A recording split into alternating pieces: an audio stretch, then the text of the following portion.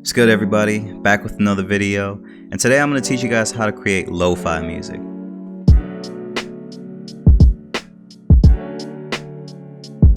What is lo-fi? Lo-fi is a genre of music that incorporates boom bap and samples with the intention of making them sound old and dusty to give it a certain aesthetic. You can hear lo-fi music pretty much everywhere, from KC Neistat vlogs to Soulection to major artists like JOJI. It's everywhere. People love lo-fi so much that they have 24-hour live stream channels just to listen to them because they're so relaxing. So to start off, you're going to want to find a sample. You can go to YouTube and literally type lo-fi jazz samples and playlists will pop up. That's the beauty of e-digging. If you don't know what e-digging is basically the modern sample searching.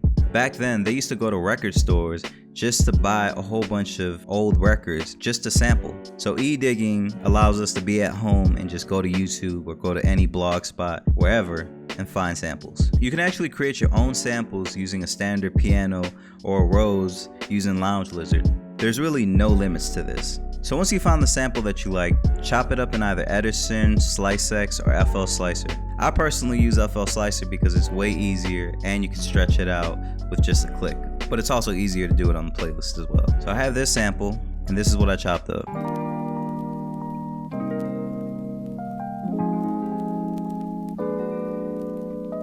So with this, I created a pattern, and then I decided to duplicate it and pitch it an octave down. That way, it gets a sense of low end. This creates a bass line. In the 90s, they didn't even know how to play instruments, so they basically duplicated the sample and then filtered it all the way to the low, and there was their bass line. And doing this actually gave this sample a lot more body. So this is what it sounds like.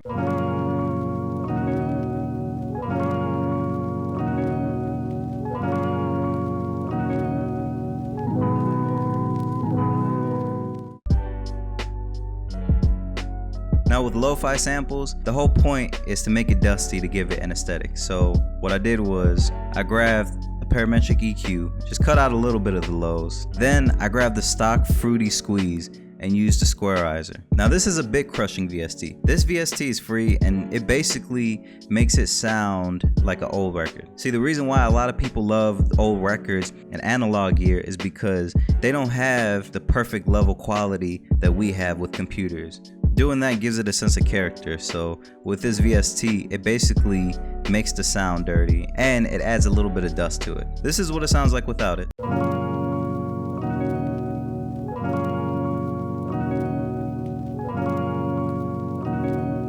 And this is what it sounds like with it. Now when I turn it all the way up,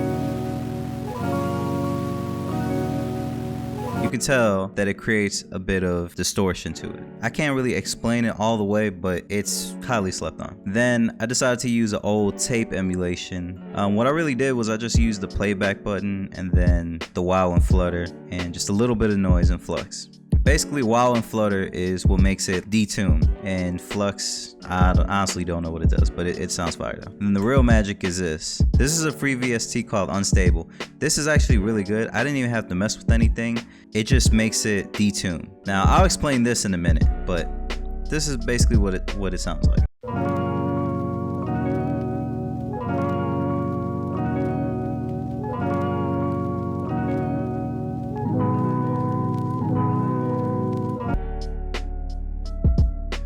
Alright, so now we can move on to the drums.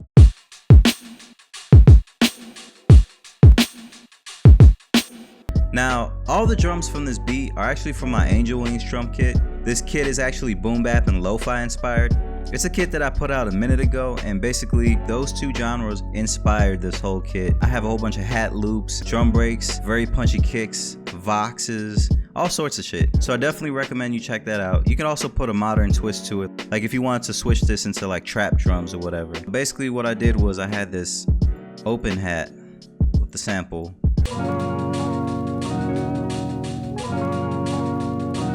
And then I added this.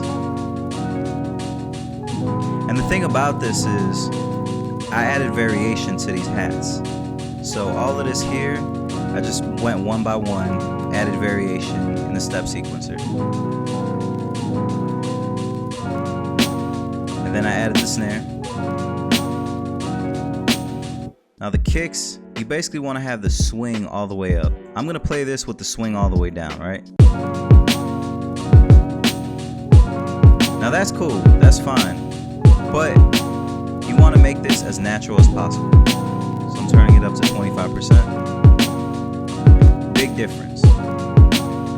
Another thing too is turn up this offset knob. Basically this shifts the time. What it does is it basically throws it off grid. The key to these beats is you want these to feel as natural as possible because these aren't computerized and you're basically emulating somebody playing on an MPC or SB1200. Now the next thing to add texture to it, what I did was I basically found this horn in some kit and then I put the same effects, same stuff with delay on it over here. Listen, you'll hear it in the background.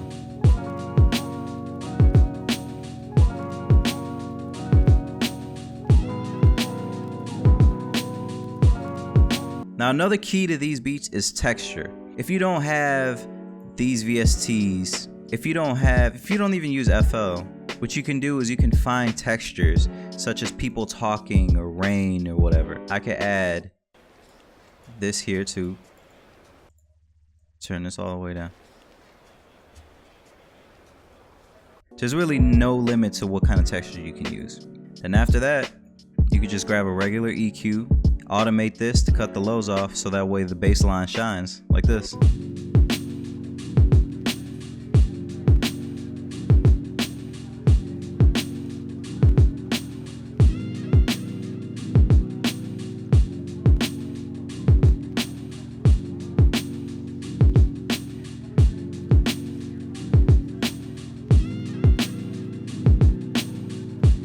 So the final thing that you're going to want to do for these kind of beats is sidechain the kick to the main melody. When you're making these kind of beats, the kick and the drums obviously stand out, but I noticed that a lot of these beats, even from DILLA to old boom bap beats, all of that kind of shit, they have the kick sidechain to the melody and it gives it this kind of pumping feel. So go to the kick, go to this little arrow, then right click it and then hit sidechain to this track. And then open up a FL limiter or any sidechaining VST that you have. And then just go to compression and then, you know, change this to 1. Then just compress it until it sounds right. And this is what it sounds like.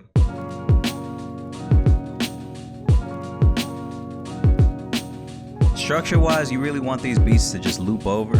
All you gotta do is have the intro, then the chorus, then that filter come in, and then yeah, and you good. So I hope you guys enjoyed this video. I hope you guys enjoyed this tutorial. Comment down below, let me know what else you guys want to see. Let me know if I forgot something too, and also share this video. This is how you guys motivate me to make more videos. I do a ton of videos on Instagram, but I'm trying to make that transition to YouTube. So yeah, definitely help me out. And if you want to pick up any of these 2 drum kits, the link is going to be in the description. Definitely pick up this Angel Wings drum kit because this is definitely a kit that you're not going to find anywhere else because it's unique. And that's really why I created it, because I wanted it to be unique and I wanted it to have a bit of the old and new. So thanks for watching.